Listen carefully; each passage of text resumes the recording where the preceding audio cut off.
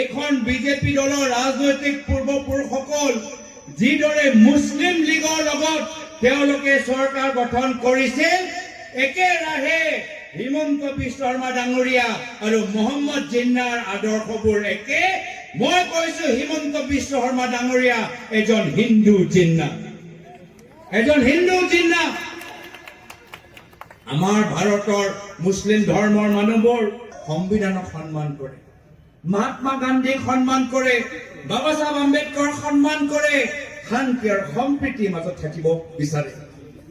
আৰু সেইকাৰণে এতিয়া হিমন্ত বিশ্ব শৰ্মা ডাঙৰীয়া নিজকে হিন্দু নেতা হিচাপে এতিয়া প্ৰমাণ দিব পৰা নাই।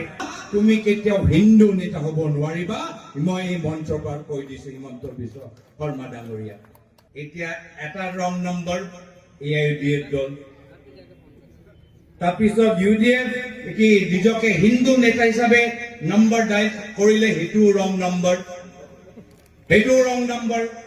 এতিয়া কি দেখাবলৈ চেষ্টা কৰে যে তেওঁ যে যথেষ্ট শক্তিশালী, হয়নে নহয়?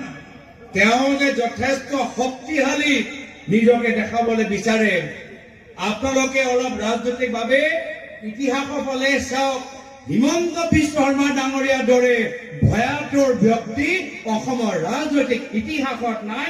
আপোনালোকে নিজে অধ্যয়ন কৰি চাওক।